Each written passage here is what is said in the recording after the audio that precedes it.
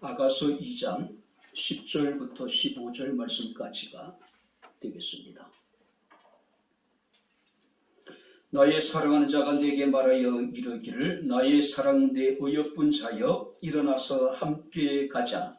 겨울도 지나고 비도 그쳤고 지면에는 꽃이 피고 새가 노래할 때가 이르렀는데 비둘기의 소리가 우리 땅에 들리는구나.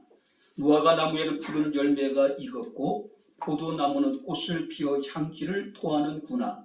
나의 사랑 나의 어여쁜 자여 일어나서 함께 가자. 바위 틈 낭떠러지 은밀한 곳에 있는 나의 비둘기야, 내가 네 얼굴을 보게 하라. 내 소리를 듣게 하라. 내 소리는 부드럽고 내 얼굴은 아름답구나. 우리를 위하여 여우고 포도원을 허는 작은 여우를 잡으라. 우리의 포도원에 꽃이 피었음이라. 아멘. 주의 날을 기억하며 살아계신 하나님을 영과 진리로 예배할 수 있는 은혜를 베풀어 주심을 감사를 드립니다. 이 시간 종을 통해서 주의 말씀이 선포될진대 말씀 우리에게 은혜가 되게 하시고 말씀 우리에게 위로가 되게 도와주시옵시고 말씀 가운데 새로운 힘을 얻을 수 있는 아름다운 귀한 시간 되게 하옵소서. 예수님 이름으로 기도하옵나이다. 아멘. 할렐루야. 아멘. 자, 우리 옆에 있는 분들과 우리 하나님 우리와 함께 하십니다. 인사하겠습니다. 하나님 우리와 함께 하십니다. 할렐루야. 아멘. 목회자들 이렇게 카페가 있는데 거기 올라온 글이 굉장히 마음을 아프게 하더라고요. 어느 목사님이 사모님이 뇌졸중으로 7년 동안 아마 굉장히 힘든 시간을 보내신 것 같습니다. 자, 목사님이 이제 사모님을 이렇게 이제 간호를 해야 되고 목회를 하느라 얼마나 힘들었겠어요. 근데 어느 날 갑자기 사모님을 위해서 이제 약을 이렇게 준비하다가 그런 생각이 들더래요. 이제 더 이상 서로 힘들게 하지 말고 그만 가지. 자신도 전혀 예상하지 못했는데 갑자기 그런 생각이 들더랍니다. 그리고 며칠 지나지 않아서 사모님이 이제 돌아가시게 됩니다. 이 목사님의 심정이 어떠했을까? 참 참담하지 않았을까요? 내가 7년 동안 그래도 내 아내 옆에서 내가 정말 성심성의로 돌봤는데 그새를 못 참고 왜 그때 그런 생각을 했을까? 시간이 지날수록 아쉽고 자기 자신에 대해서 자책하면서 굉장히 고통스러웠다는 그런 글을 제가 보았습니다. 그래서 그런 얘기를 합니다. 아파 누워 있어도 아내가 자기 곁에 있던 그 시간들이 나름대로 행복했는데 막상 떠나고 나니까 그때서야 뒤늦게 깨닫게 되었다는 이야기를 하시더라고요. 주께서 우리에게 말씀하십니다. 내가 너희를 사랑한 것 같이 너희도 서로 사랑하라. 할렐루야. 아멘. 피차에 뜨겁게 사랑하랍니다. 자, 여기서 여러분들이 우리가 뜨겁게 사랑한다는 이야기는 더 이상 우리가 사랑할 수 없을 만큼 서로를 사랑하라는 이야기죠. 왜냐하면 주님께서 그 사랑의 본을 우리에게 보여주셨기 때문입니다. 그가 십자가에 죽기까지 우리를 사랑하셨음을 믿으시길 주 이름으로 축원합니다. 이 사랑에 대한 감격과 기쁨을 가지고 오늘 우리가 주님 앞에 나와 예배하는 겁니다. 이 감격을 가지고 우리가 주님 앞에 찬송할 수 있는 것이고 이 감격 가지고 우리가 주의 이름으로 선한 일에 우리가 힘쓸 수도 있는 것일 것이고. 자, 오늘 우리가 본문 말씀을 보게 되면은 아가서입니다. 자, 우리말로 표현하면은 노래 중의 노래라고 이야기를 할 수 있겠죠. 가장 아름다운 노래라고 이야기를 합니다. 자, 왜 여러분들이 이 아가서가 많은 사람들이 사랑하느냐 하면은 그 아가서의 내용이 상당히 비유성을 가지고 있습니다. 또 은유성을 가지고 있어요. 그래서 이 유대인들은요, 이 아가서에 등장하는 솔로몬을 하나님으로 그리고 술람이라고 하는 여인을 자신 유대 백성이라고 그들은 대상화시키고 이 아가서를 보다 보니까 아가서가 감동일 수밖에 없는 것이죠. 자, 우리 기독교인에게서 마찬가지입니다. 솔로몬은 예수님을 상징하는 거, 또 여러분 술람미는 그 예수님의 사랑을 받은 성도들을 대상하고 있는 겁니다. 그렇기 때문에 아가서에 나타난 그 솔로몬의 사랑을 통해서 우리는 하나님의 사랑을 알 수가 있는 것이죠. 그렇기 때문에 많은 사람들은 이 아가서를 사랑할 수밖에 없는 겁니다. 그렇죠? 특별히 우리가 여러분들이 아가서를 보게 되면은 아가서 전장에 하나님이라고 하는 단어가 한 번도 등장하지 않습니다. 그래서 일부의 사람들은요, 이 아가서를 성경의 66권 가운데 정경으로 이렇게 인정하는 것에 대해 굉장히 회의적이에요. 뿐만 아니라 여러분들이 아가서를 읽다 보면은요, 인간의 가장 기본적인 연애 감정들을 놀랍도록 솔직하게 그리고 식설적으로 기록하고 있다라고 하는 사실이에요. 그러니 경건한 일부의 사람들이 보기에는 이 아가서가 굉장히 경건하지 못한 서신으로 보일 수밖에 없는 것이죠. 그래서 일부의 유대 랍비들은 이 아가서에 대해서 30세가 되기 전에는 읽지 말 것을 권고할 정도로, 그러니까 지금 여러분들이 우리 청년들이 있는데 이 청년들은 이 아가서를 보면 안 돼요. 그들의 주장에 의하면은요. 그죠? 자, 근데 우리가 이 아가서를 단순한 여러분들이 사람들의 가장 기본적인 연애 감정을 기록한 책이라고 우리가 받아들이기보다는 이 속에 나타나 있는 하나님과 우리들의 사랑, 하나님과 이스라엘의 사랑, 우리가 솔로몬과 술람미의 그 순수한 사랑을 우리는 여러분들이 발견할 수가 있다고 하는 사실이에요. 그죠? 자, 술람이라고 하는 여인은 아무런 사랑을 받을 자격이 없는 여인입니다. 그럼에도 불구하고 바로 솔로몬은 그 여인을 사랑해요. 정말 아낌없이 사랑합니다. 우리가 여러분들이 이 아가서를 보게 되면 그 표정 하나하나가 정말로 대단할 정도예요. 감탄이 나올 정도입니다. 어떻게 이런 표현을 할 수 있을까? 어떻게 이런 사랑을 할 수 있을까? 그렇게 느껴질 정도로. 그런데 그 사랑이 예수를 통해서 우리에게 나타났다라고 하는 사실입니다. 자, 그렇다면 오늘 우리는 이 본문의 말씀을 통해서 아가서에 나타난 우리를 향한 주님의 사랑을 우리가 다시 한번 살피면서 우리가 함께 은혜를 나누도록 하겠습니다. 자, 먼저 한번 10절 말씀 우리 다시 한번 같이 한번 읽겠습니다.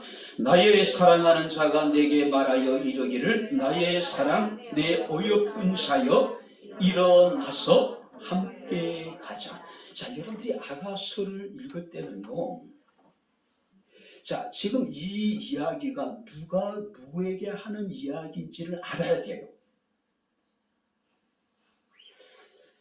여러분들이 우리 개역 개정이나 여러분들 예전에 사용했던 개역 성경에는 그것이 기록되지 않았습니다. 그런데 세번역이라든지 쉬운 성경이라든지 유진 피터슨 목사님의 메시지 성경을 보게 되면은 절마다 이것이 누가 누구에게 하는 이야기인지가 이렇게 기록되어져 있어요. 그러면 아가서가 훨씬 더 쉽게 여러분들 우리가 이해를 할 수 있습니다. 자, 여기서 나의 사랑하는 자가 내게 말하여 이르기를 나의 사랑 내 어여쁜 자여 일어나서 함께 가자라고 하는 이야기는 술람이라고 하는 여인이 자기의 어떤 연인이었던 솔로몬이 자신에게 한 이야기를 지금 여기 이야기하고 있는 거예요.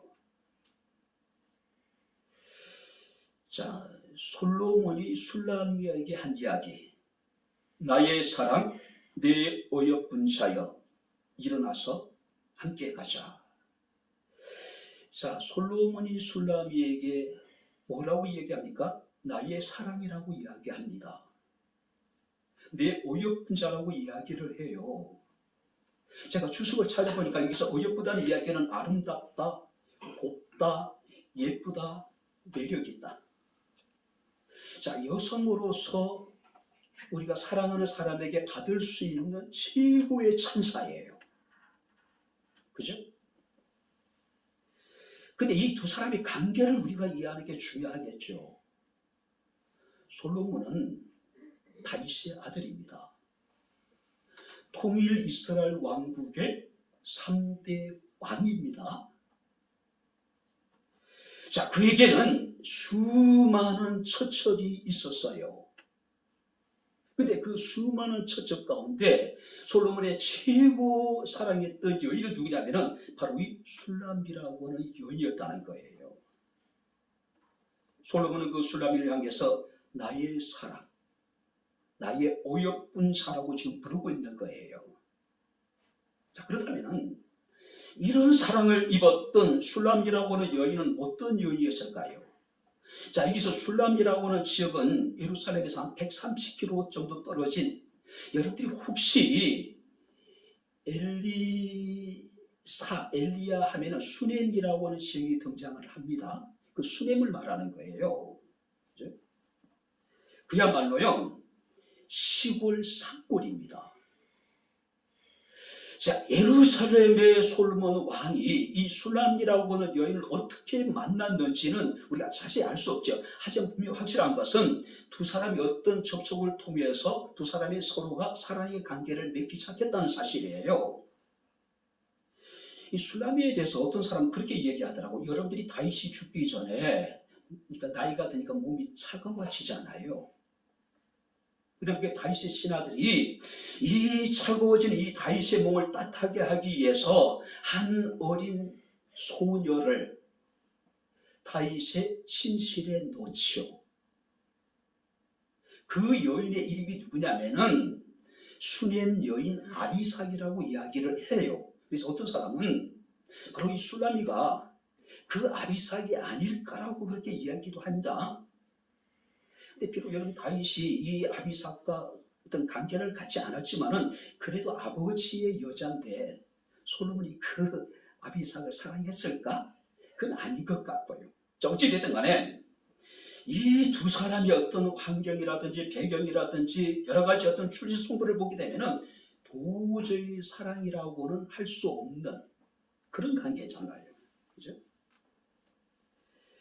특별히 여러분들이 술람이는 자기 자신을 이렇게 표현합니다. 1장 5절 말씀을 보게 되면은 예루살렘 딸들아 내가 비록 금하나 아름다우니 계달의 장막 같을지라도 솔로몬의 휘장과도 같구나. 이 술람이가 자기 자신을 뭐라고 이야기냐면은 나는 피부가 곱다. 나는 계달의 장막 같다고 이야기를 합니다. 자, 여러분들 여기서 창세기 25장 13절 말씀 보니까 게달이라고 하는 인물이 누구냐면은 아브라함의 아들이었던 이스마엘의 둘째 아들이 게달이에요. 그걸 우리가 게달 족속이라고 이야기를 합니다. 자, 근데 이 게달 족속은요 유목민입니다.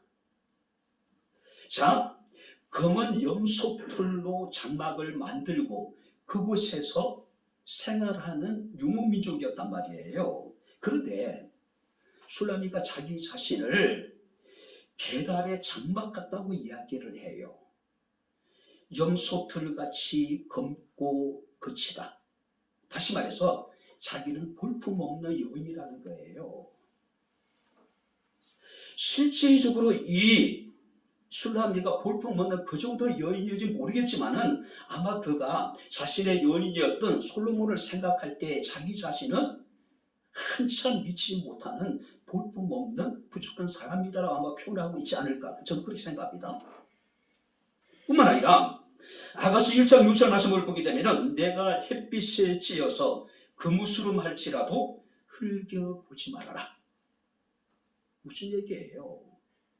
술람이라고 하는 여인의 피부가 얼굴 색깔이 금우스했대요. 왜냐하면 그 이유가 나십니다. 내 어머니의 아들들이 나에게 노하여 포도원 지기로 삼았으니라. 나의 포도원을 내가 지키지 못했다. 여기서 보세요. 내 어머니의 아들들, 그 오빠들이 되겠죠. 그 오빠들이 이 술람이를 자기의 포도원에 보내서 땡볕에서 포도원 일을 하게 만들어서 자기 얼굴이 금우스름만 하다고 지금 이야기하고 있는 거예요. 주석을 찾아보니까요, 이 오빠가 실제적으로 아마 이 술람이가 일찍이 아버지를 여의고 어머니와 오빠들이 아마 보살핌을 받은 것 같은데 그 오빠들이 조금 이렇게 좀 자기 여동생을 이렇게 이제 잘 이렇게 보살피기보다는 이제 자신의 어떤 포도원에 내보내가지고 일을 하게 만들었다. 또 어떤 사람은 그렇게 해석하더라고요. 술람이 아버지가 일찍 세상을 떠나고 난 다음에 그 어머니가 다른 남자와 만나서 재혼을 했는데 그 남자가 데리고 온 아들들, 그러니까 배달은 이복 형제가 되겠죠. 오빠들이 되겠죠. 자, 여기서 내 어머니의 아들들이라고 하는 뉘앙스 속에는 그런 의미가 포함되어져 있는 거예요. 근데 확실한 것은 오빠가 어떤 오빠이든 간에 이 술라미는 자기 오빠들의 포도밭에 가서 그 포도원을 가꾸는 일을 했다. 땡볕에서.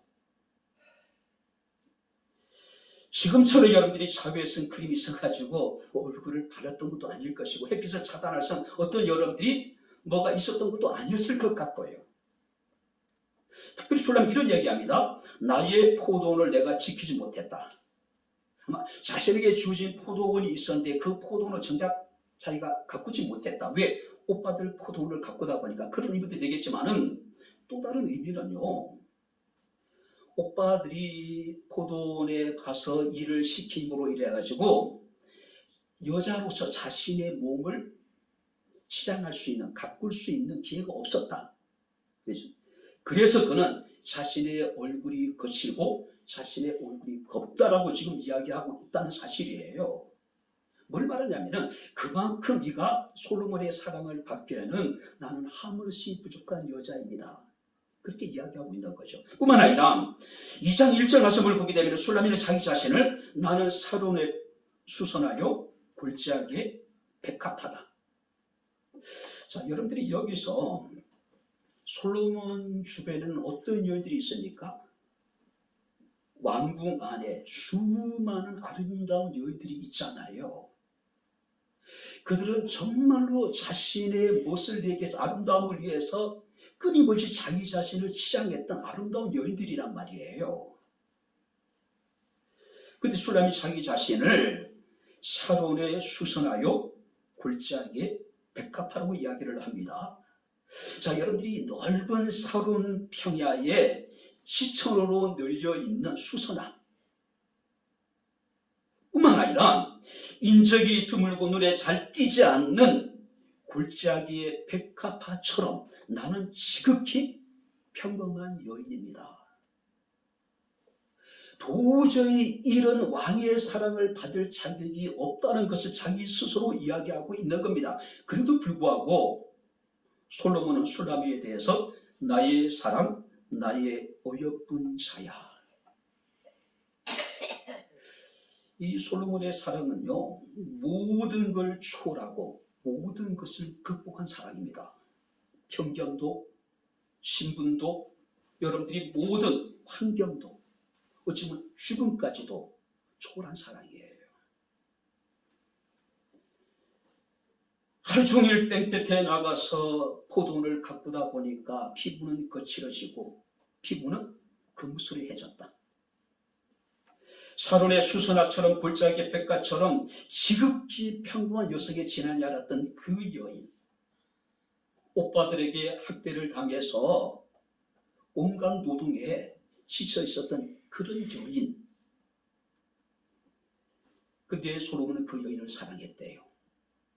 그냥 사랑한 것이 아니라 많은 여인들 중에서 가장 사랑을 했던 여인이라는 거예요. 너무나도 아름답고 너무나도 곱고 너무나도 예쁘고 너무나도 사랑스럽다. 오늘날 어쩌면 이것은요, 우리를 향한 하나님의 사랑을 말합니다. 이 솔로몬의 사랑은 교회를 향한 하나님의 사랑을 의미하고 있는 거예요. 자, 그래서 우리가 이사야서 43장 4절 말씀을 보게 되면은 내가 내 눈에 보기에는 보배롭고 존귀하며 사랑스럽다. 할렐루야. 아멘. 여기서 내 눈이라는 것은 하나님의 눈에는 우리 한 사람 한 사람이 너무나도 보배롭고 존귀하고 사랑스럽다는 거예요. 실제는 사람들 보기에도 별로 어디 우리가 어필할 만한 매력이 없는 것 같은데, 스스로 보기에도 참 별볼일 없는 것 같은데, 근데 하나님 보시기에 우리는 어떤 존재예요? 보배롭고 존귀하고 사랑스러운 사람. 할렐루야. 우리는 그런 사람들이에요. 술라미는 또 교회를 여러분들이 상징합니다. 비록 우리 백향교회가 적은 교회일지라도 하나님 보시기에 이 백향교회는 보배롭고 존귀하고 사랑스러운 교회. 할렐루야. 그런 사랑을 입었다는 사실이에요. 뿐만 아니라 우리가 스바냐서 3장 17절 말씀을 보게 되면은 너의 하나님 여호와가 너희 가운데 계시니 그는 구원을 베푸실 전능자시라. 그가 너로 말미암아 기쁨을 이기지 못하시며 너를 잠잠히 사랑하시며 너로 말미암아 즐거이 부르며 기뻐하시리라. 사람들 보기에는 그런 것 같지 않는데 하나님이 우리를 보셨을 때 우리로 말미암아 기쁨을 이기지 못하신대요. 하나님은 우리를 잠잠히 사랑하신답니다. 우리로 인하여 하나님이 즐거워하시고 우리로 인하여 하나님이 지금 기뻐하시다고 말씀하고 있는 거예요. 우리는 사랑을 받을 만한 자격이 없지만은 하나님은 우리를 사랑할 수 있는 자격이 있습니다. 할렐루야.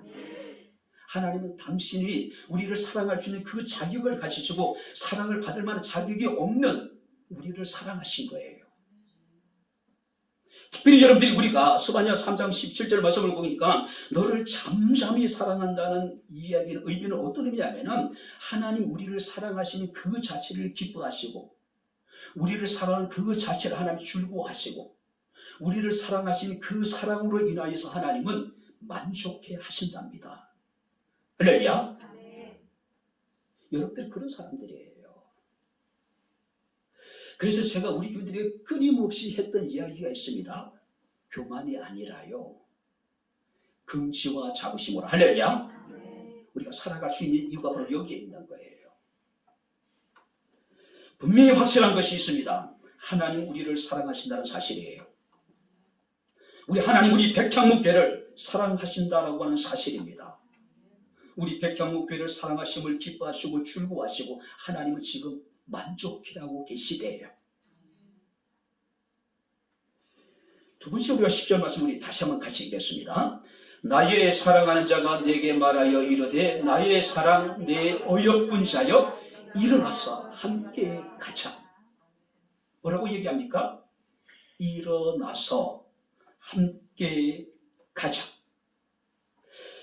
자, 솔로몬은 술라미에게 나의 사랑 나의 어여쁜 자여 일어나서 함께 가자고 이야기합니다. 두 개의 명령문이 등장합니다. 첫 번째는 뭘까요? 일어나라는 겁니다. 자, 여기서 일어나라고 하는 의미는요, 이제 내가 일으켜 세울 것이라는 이야기예요. 그러니 내 손을 잡고 일어나라는 이야기예요.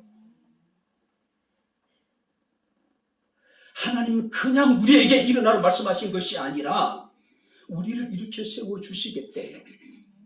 우리에게 손을 내밀어서 우리 손을 붙잡아 주시겠다는 이야기예요. 일어나라는 이야기예요. 일반적으로 여러분들이 일어나라고 하는 단어가 사용될 때는요, 힘을 내라고 하는 의미예요. 삶에 지치고 이런저런 일로 우리에게 마음 상하고 낙심해 있을 때에 우리에게 가까이 다가와서 우리에게 손을 내미시며 우리에게 주께서 말씀하십니다. 내 손을 잡고 일어나라. 할렐루야. 뿐만 아니라 함께 가자는 이야기는요, 내가 너를 통해서 해야 될 일이 있다는 거예요. 하나님이 아무런 목적 없이 아무런 생각 없이 우리를 이렇게 세울 것이 아니란 이야기예요. 내가 너를 통해서 내 일을 하고자 하는 일이 있다. 그럼 일어나라는 이야기예요. 성경에서는 일어나라고 하는 말씀이 수없이 반복됩니다. 이사야 60장 1절 말씀을 보이는 일어나라 빛을 발하라고 말씀하고 있습니다. 뿐만 아니라 요한복음 5장 8절 말씀을 보니까 38년 된 베데스다가의 연못가의 병자에게 주께서 말씀하시기를 일어나 내 자리를 들고 걸어가라고 말씀하고 계셔요. 뿐만 아니라 우리가 마가복음 5장 41절 말씀을 보게 되니까 해당 장 야이로의 딸이 죽었을 때에 주님께서는 그 아이의 손을 잡고 이르시되 달리 닦고 마시니, 번역하면 곧 내가 네게 말하노니 소녀야 일어나라. 베드로와 요한이 예루살렘 성전에 들어갈 때에 남에서부터 안 걷지 못했던 장애를 가진 사람이 그들을 주목하죠. 자, 이 나면서부터 장애를 가진 이 사람이 기대했던 건 뭡니까? 오늘 하루를 살아가는 데 필요한 여러분들 작은 동전 하나였을 거예요. 근데 베드로와 요한이 뭐라고 얘기합니까? 은과 금은 내게 없거니와 내게 있는 것은 내게 주느니 곧 나사렛 예수 그 이름으로 일어나 걸어라. 할렐루야. 일어나라는 거예요.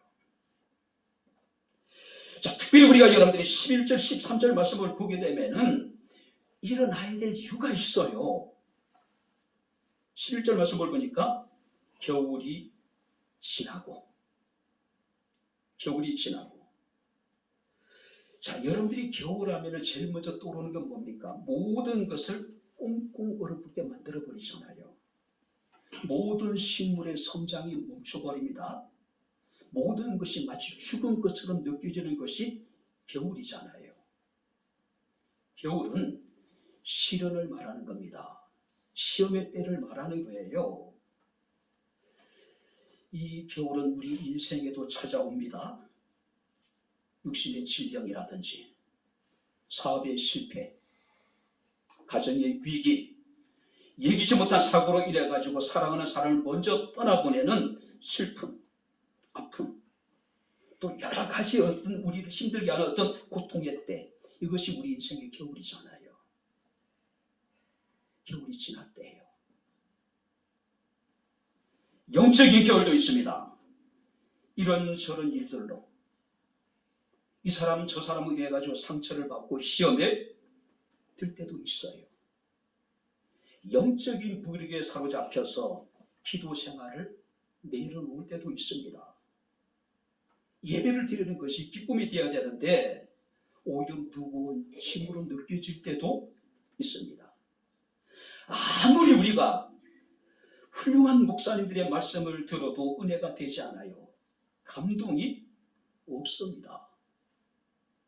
하나님 내게서 멀리 떨어져 계신 것 같고 하나님은 내 기도를 듣지 않으시는 것 같고 우리에게 닥친 영적인 겨울입니다.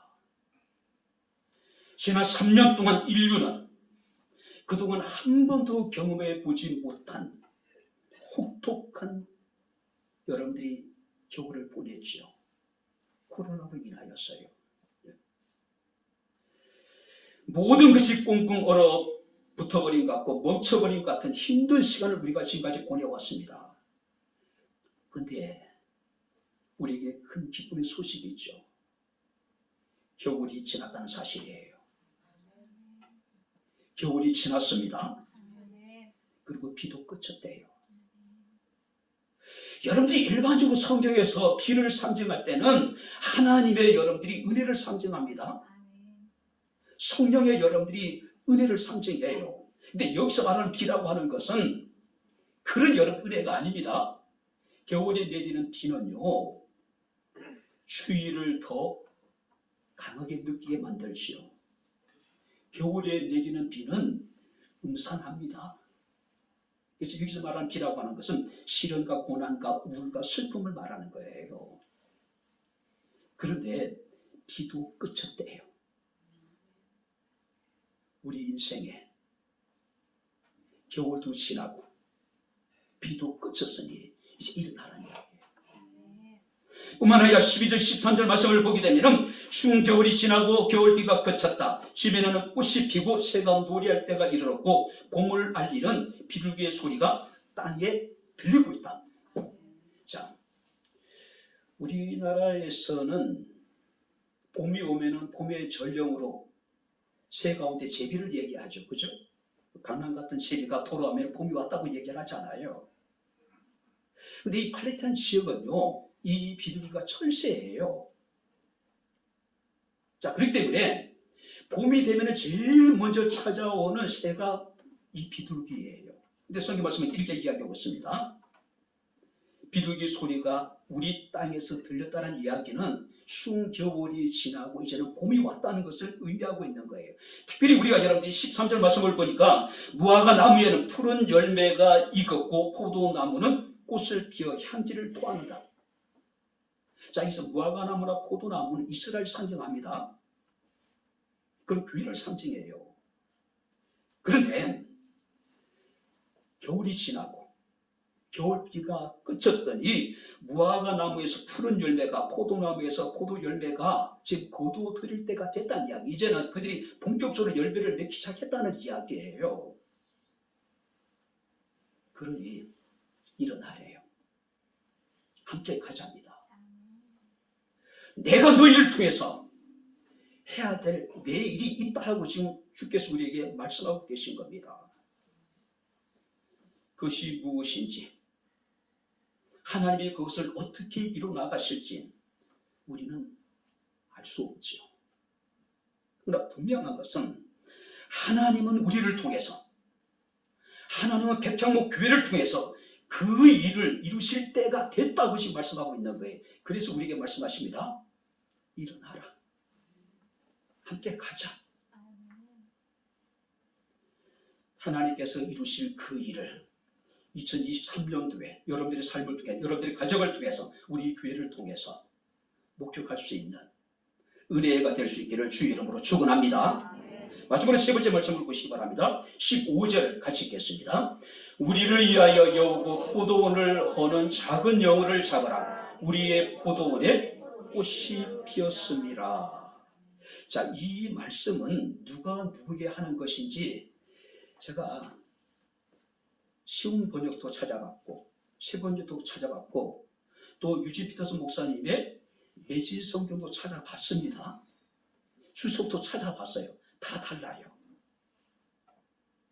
어떤 사람이 이 이야기가 솔로몬의 이야기라고 이야기하는 사람이 있는가 하면 어떤 사람은 아니다, 술람미가 하는 이야기다라고 이야기를 합니다. 근데 그건 중요하지 않습니다. 분명한 것은 이 두 사람의 애정 전선에 장애가 되는 것이 분명히 존재한다는 이야기예요.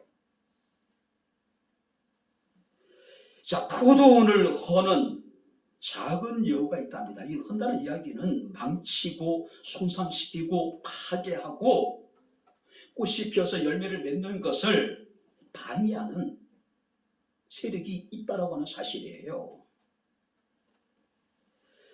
저는 이 술람미의 이야기로 저는 생각합니다. 술람미 이야기. 자, 여러분들이 이 솔로몬을 통해서 이제 일어나서 함께 가자라고 이야기했을 때에 술람미가 뭐라고 얘기냐면은 우리의 포도원을 허는 작은 여우를 잡아주십시오. 잡아주십시오. 자, 이 팔레스타인 지역에 대한 봄이 되게 되면은요, 이 여우들이 이제 출현을 합니다. 그리고 포도원 안에 들어가 가지고 이 포도나무의 어떤 뿌리 같은 것을 갉아 먹어버려요. 그러니 이 포도나무가 열매도 맺지 못하고 말라서 죽어버리는 거예요. 그런데 이런 피해가 굉장히 심각하답니다. 지금 그 상황을 지금 가정하고 이야기를 하고 있는 겁니다. 자, 하나님과 우리의 관계 속에서 그 관계를 망치게 하는 작은 여우들, 교회 안에서 성도, 여러분들과 신앙의 공동체를 해롭게 만드는 그런 작은 여우들이 분명히 존재하고 있다라고 하는 사실이에요. 근데 성경 말씀을 보게 되면은 작은 여우래요. 어떤 주석에 보니까 그렇게 여기서 이 작은 여우에 대해서 이렇게 해석해 놨더라고요. 아마 이것은 인간의 호용심일 것이고 교만일 것이고 시기와 험담과 부도덕일 것이다. 이것은 작은 여우라기보다는 늑대라고 표현하는 것이 맞을 것이다. 늑대라고 표현하는 것이 맞을 것이다. 여러분들이 포도원의 가장 큰 적은 사자가 아니에요. 호랑이가 아닙니다. 큰 맹수가 아니에요. 역설적이게도 작은 여우래요. 작은 여우. 그 작은 여우가 포도원을 자칫 쑥대밭으로 만들 수 있다는 이야기예요. 포도나무들이 열매를 맺지 못하고 말라 죽어버리게 할 수가 있다는 사실이에요. 우리의 포도원에 꽃이 지금 피었는데, 꽃이 피고 난 다음에 얼마 지나면 열매가 맺히게 되는데, 작은 여우가 그것을 방해한다는 이야기예요. 그래서 그걸 좀 잡아달라는 이야기예요. 오늘 베드로전서 5장 8절 9절 말씀을 보니까 근신하라 깨어라 너희 대적마귀가 우는 사자같이 두루 다니며 삼킬 자를 찾나니 너희는 마음을 굳게 하여 그를 대적하라. 우리가 꽃이 피고 열매를 맺기 위해서는 그것을 파괴하는, 그것을 여러분들이 막는 작은 여우를 잡아야 된다는 거죠. 작은 것에 자칫 소홀하다 보면 어떻습니까? 치명적인 손상을 있게 만들 수도 있다는 거예요. 우리의 신앙생활에 있어서 작은 여우는 어떤 것일까요? 교회 공동체 안에서 우리가 반드시 잡아야 될 작은 여우는 어떤 여우일까요? 내 삶에 있어서 반드시 우리가 잡아야 될 내 속에 있는 작은 여우는 어떤 것일까요? 허영심, 교만, 시기, 험담, 부도덕, 이런 것들이 내 마음의 기쁨을 뺏어갑니다. 내 마음속에 감사를 여러분들이 뺏어갑니다.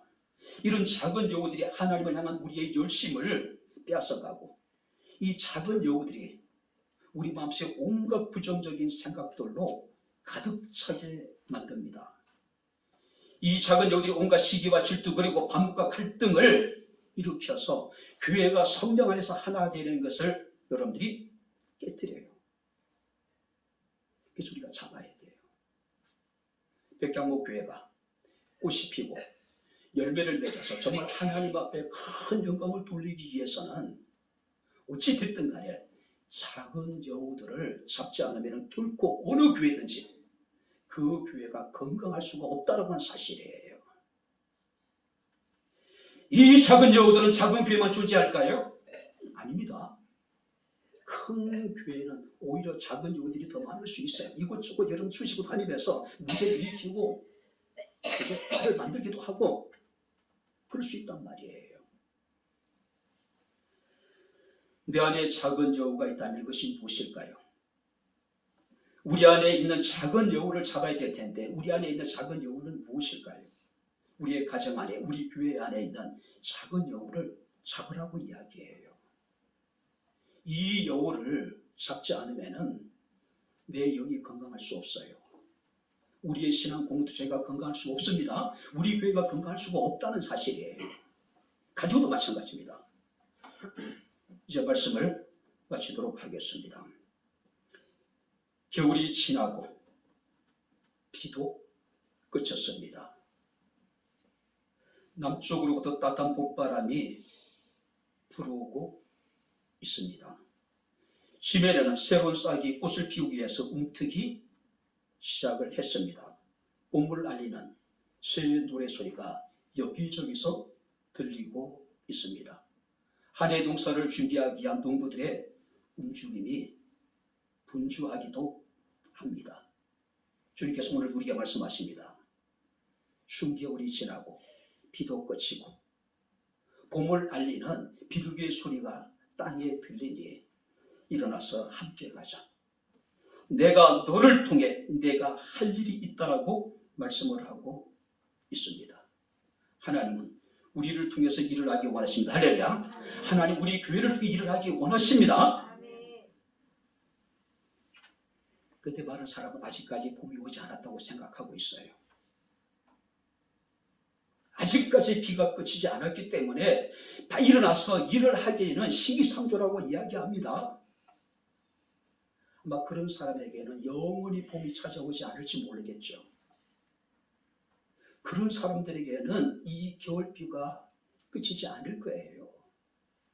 그렇지 않습니까? 신명기 32장 11절 말씀을 보니까 하나님께서는 이스라엘 백성들을 독수리가 새끼를 훈련시키듯이 그들을 훈련시키셨다고 말씀을 하고 있습니다. 말씀을 잘 들어보세요. 마치 독수리가 자기의 보금자리를 어지럽게 하며 자기 새끼에 너풀거리며 그의 날개를 펴서 새끼를 받으며 그 날개에 그것을 엎는 것 같이. 무슨 얘기예요?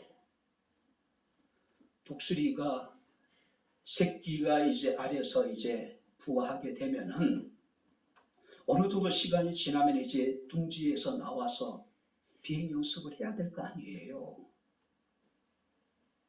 근데 이 새끼가 그 포근한 둥지에서 나오기 귀찮은 거예요.